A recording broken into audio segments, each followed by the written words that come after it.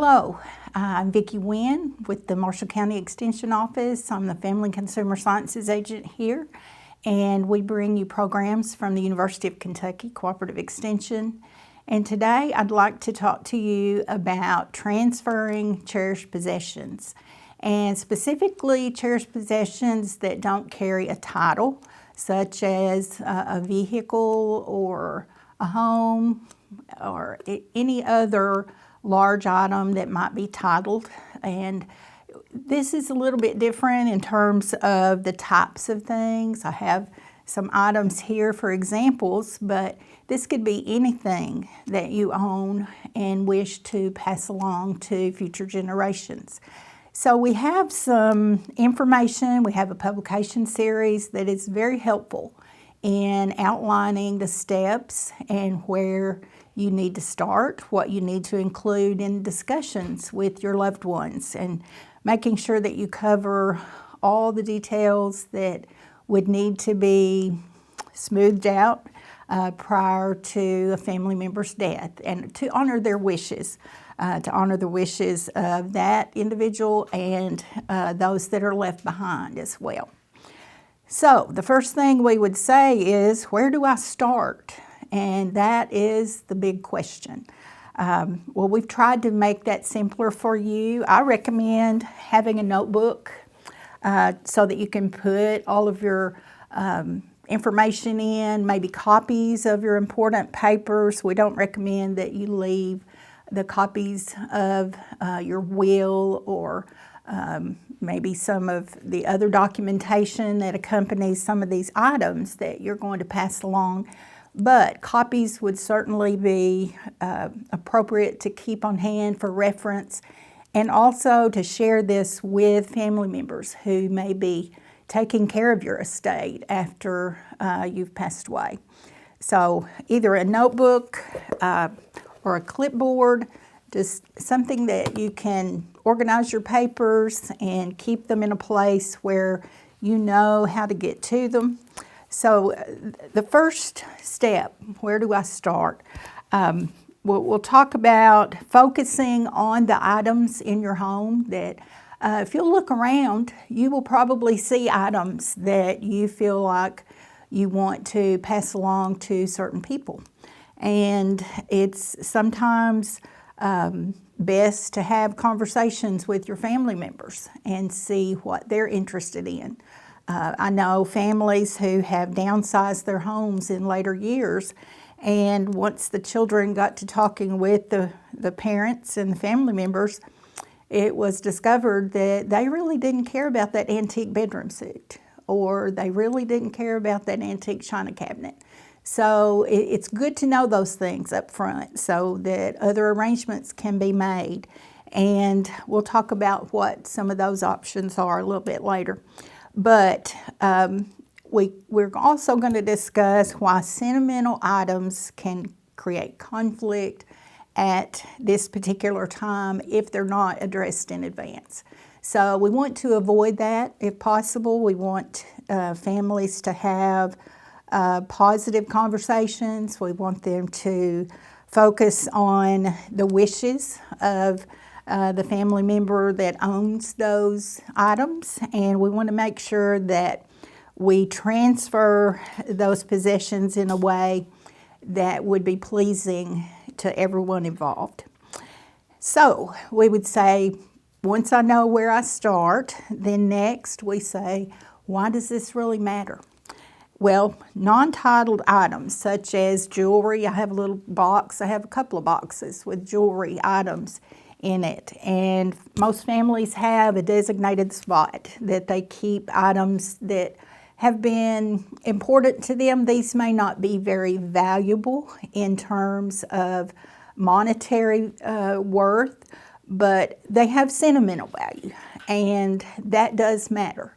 I know when I'm cleaning out maybe a closet or a drawer where I've put things that I wanted to keep, I have a really hard time getting rid of some of the things that you would think you might be able to just toss and forget about.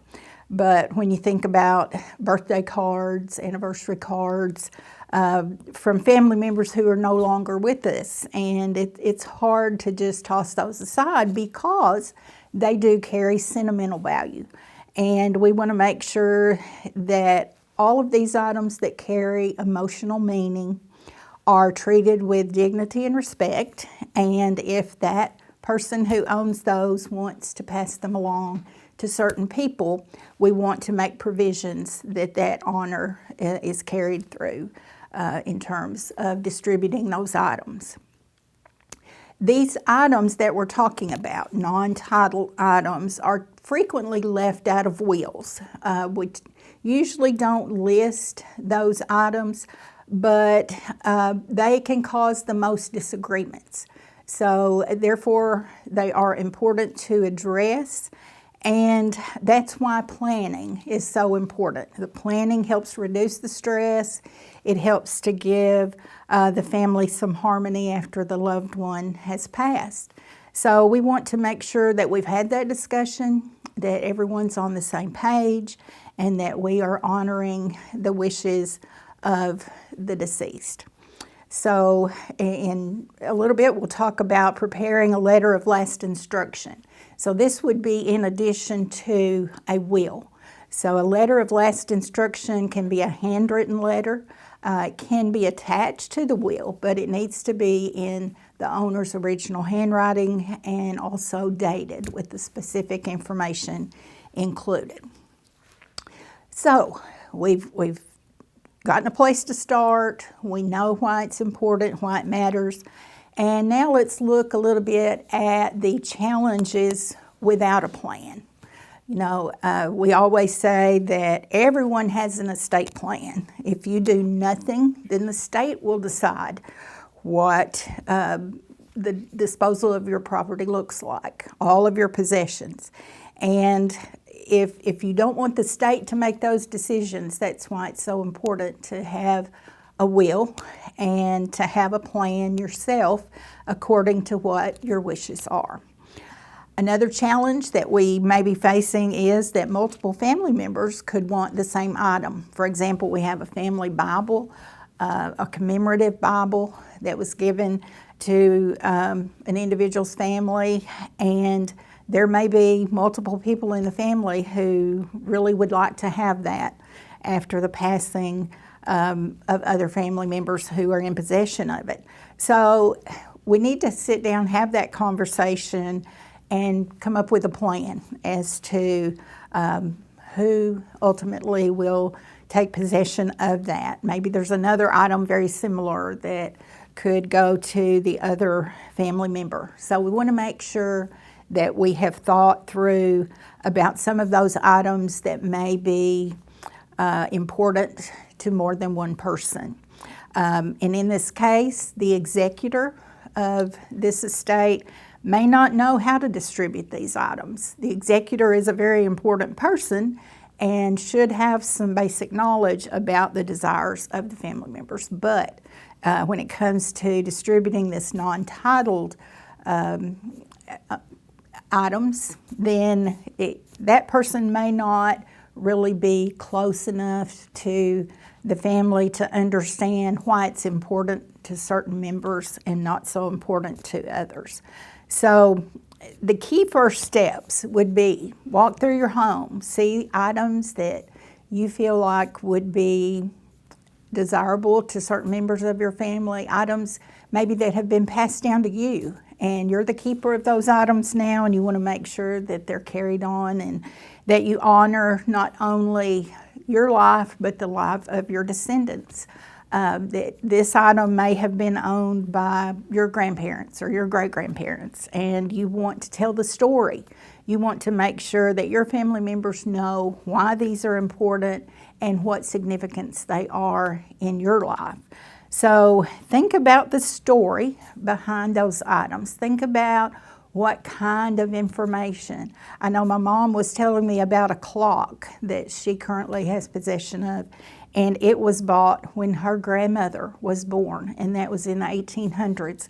So she still has that clock. It's inscribed on the back as the date and why it was purchased in honor of the birth of her grandmother.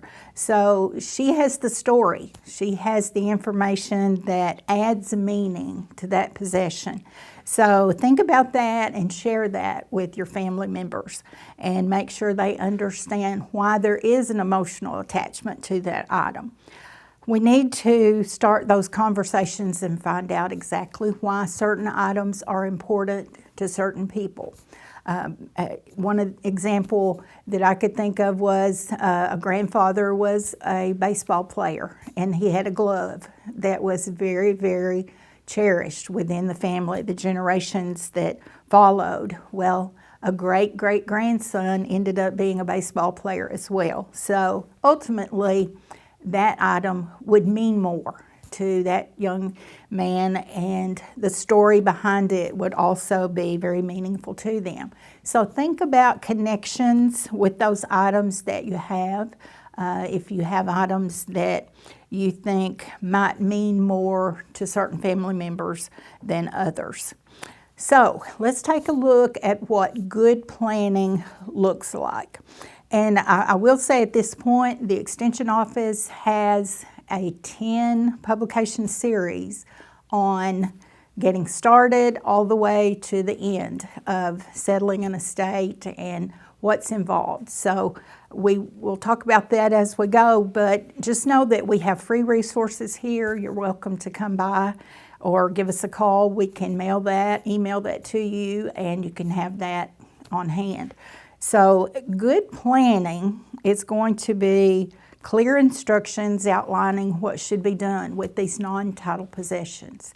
We want to make sure that the specific items are described, and we want to make sure that we include the person's name and that you've already had a conversation with them. So this is not a surprise. They're going to be expecting to receive an item or items at your death.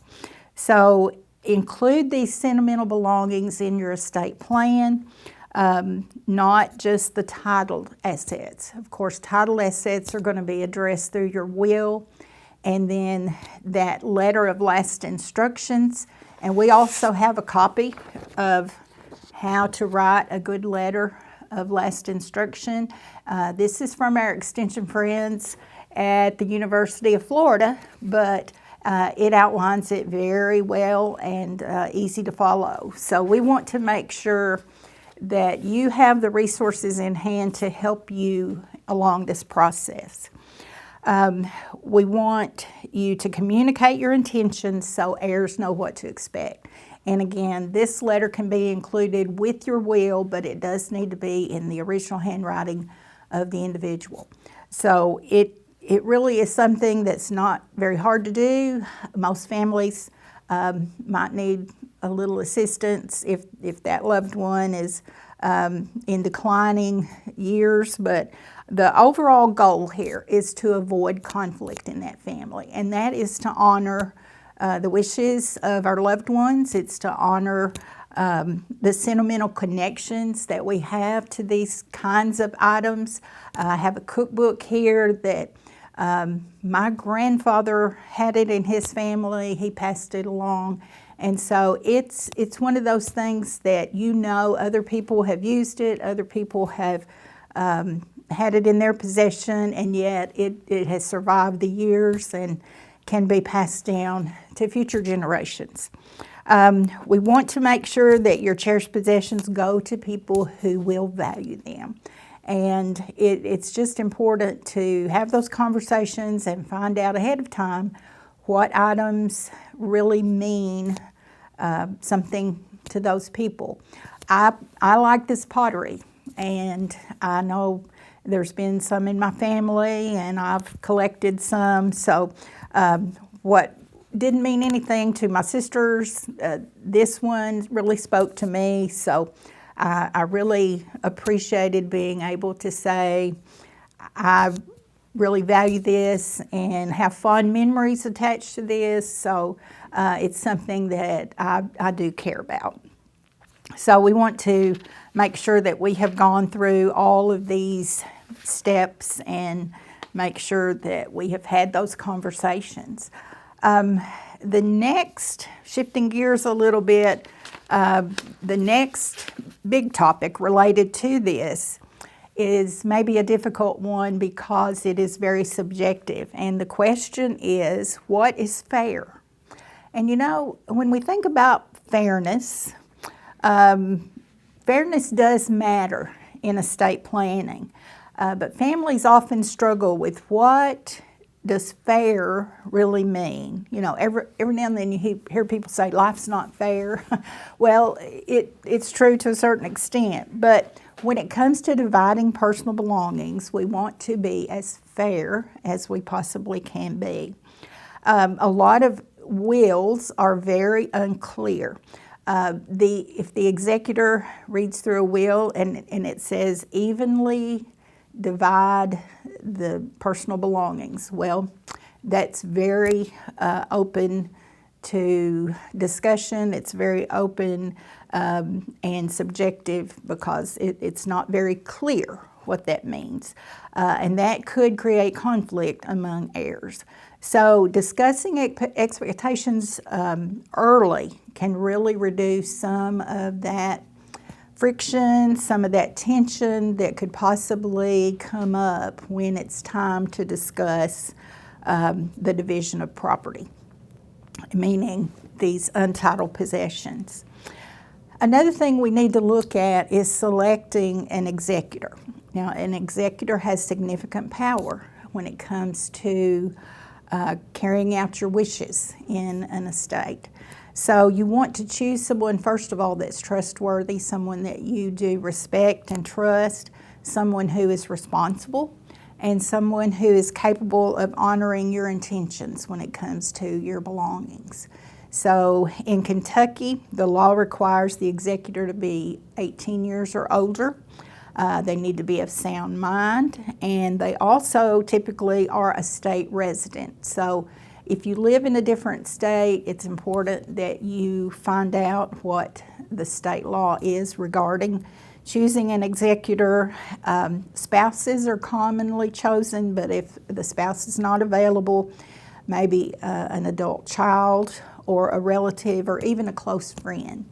I know in our area in the past, a lot of attorneys, a lot of CPAs, accountants have been chosen as executors because they have privileged information. They may be very well aware of the wishes of the individual and that they can carry out those wishes in a very professional manner.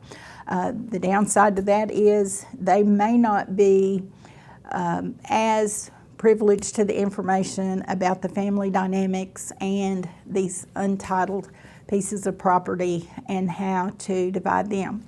Therefore, why it's so important to have those wishes documented in the handwriting and to have that attached to the will as an extra piece of information, extra instructions as to how that needs to be handled. One of the things about untitled property is that people may have different ideas as to what fair value is or fair market value. Fairness, when it comes down to this, may mean different things to different people. And when you think about being fair, does that mean that it's equal in monetary value? Or is it an equal number of items? Or is it equal in sentimental value? Well, those are hard questions to answer. But having a discussion, knowing what each person believes to be fair, that is important to talk about before the person's death. It's interesting when you get to talking to people about fairness and what they believe to be fair or not. So it's important to come up with a fair process then in handing those items down and passing them along to family members. And sometimes families really value the process more than they do the actual item. So having that discussion may calm some of their anxieties about that, if there are any. And we have to consider whether those decisions are made solely by the person who owns the property, or if you have had a group discussion with family members. You may want to have discussions separately. You may want to have the same discussion only with one or two at a time.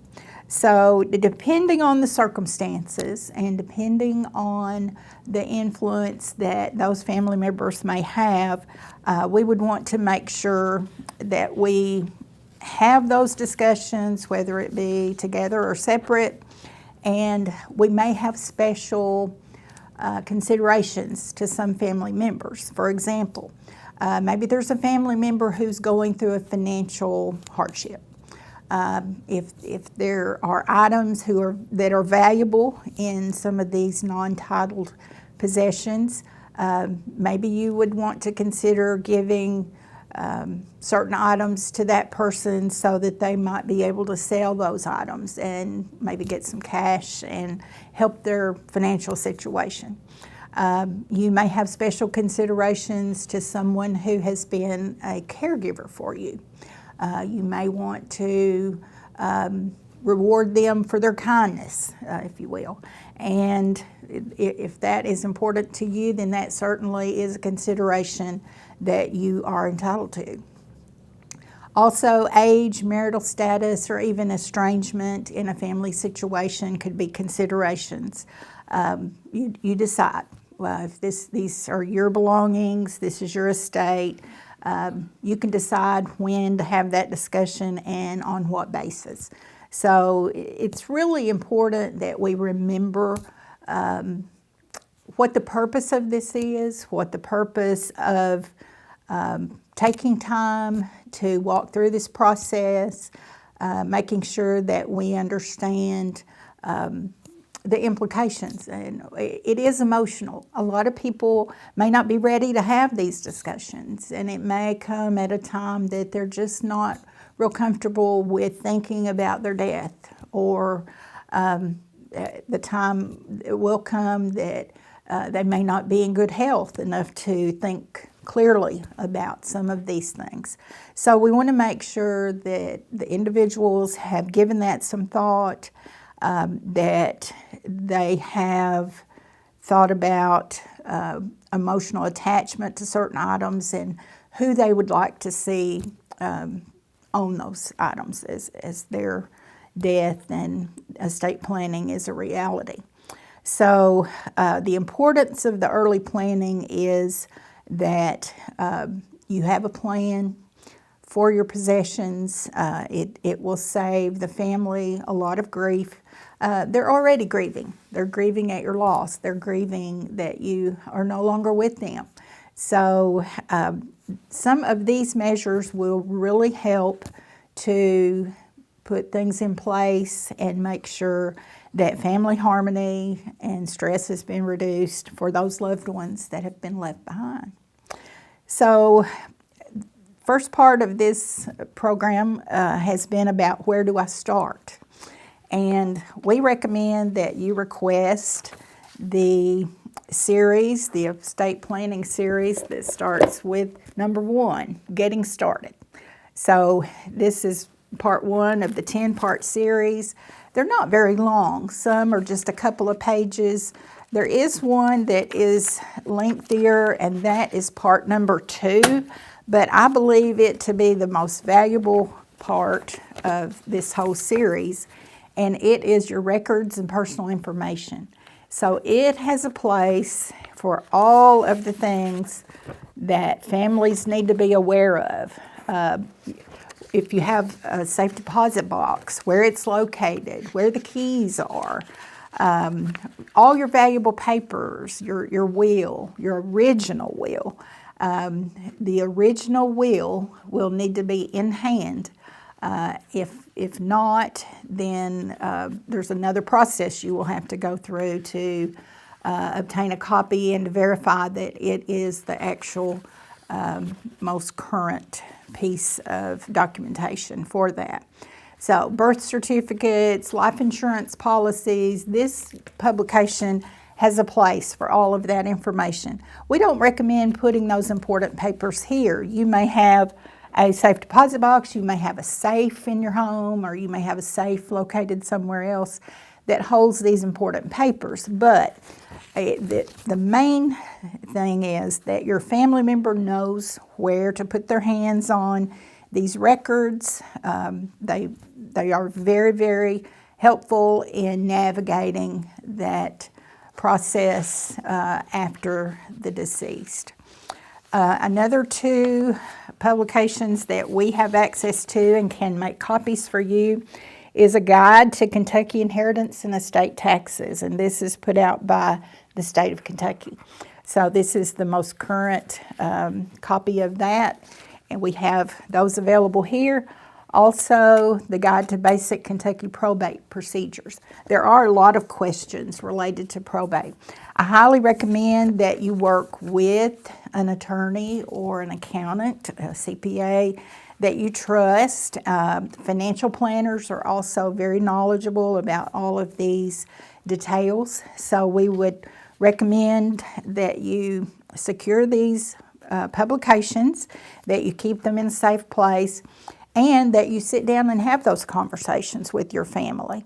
So you can contact our office for a copy of these. We'd be more than glad to mail them to you. We could email them to you. So just let us know how we could be helpful to you in you obtaining these papers. So for today, that is all. We do have other topics that hopefully in future programs we can address those. But we appreciate you joining us today. And again, we're located at 2081 Mayfield Highway in Benton, Kentucky. And we would love for you to come by and let us know how we can help you.